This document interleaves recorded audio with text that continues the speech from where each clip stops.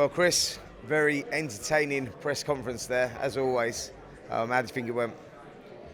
I don't know. I mean, I said the things I needed to say. I was honest. I was open, as I always am. And yeah, we got the message across. Now all I've got to do is start my camp and get ready for war in January. Listen, I want to speak to you about this fantastic jacket you're wearing, KFC. You said last time you had to be 60% against Conor Benn, 50% this time, and KFC is going to be a big part of your diet. Well, they're an awesome brand. You know, I ate KFC in my build-up towards the Conor fight, and I made weight. So when they asked me to join the team, absolutely. You know, they're sponsoring me now. They're supplying me with unlimited amounts of KFC. You know, you've got the protein in the chicken, you've got the carbs in the beans and the famous fries.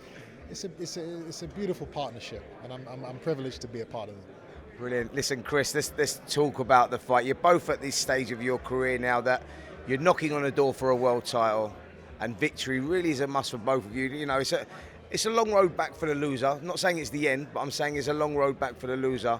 So victory really is important in this one. It really is. At this stage of my career now, I have to be on form each and every time. I have to be dominant. I have to take these guys out.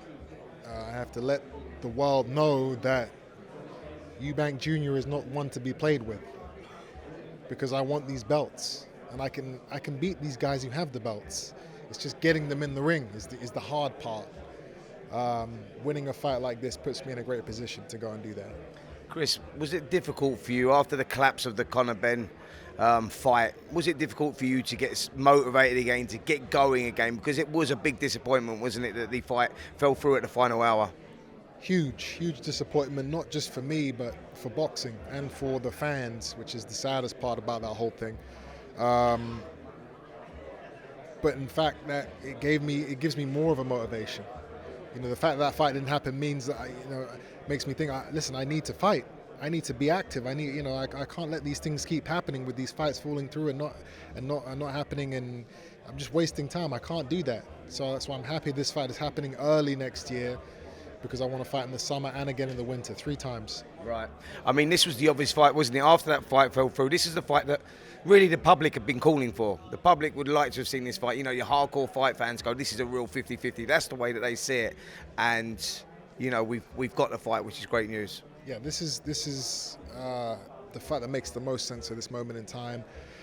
We're both on a great run. We're both got great momentum.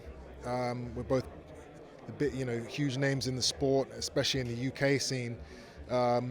So it's a fight the fans, have been calling for and are really interested in, and I'm happy to give it to them. Brilliant, Chris. Well, listen, I look forward to the build-up. I'm sure it's going to be entertaining, and don't eat too much KFC. I can't promise that, but we'll see.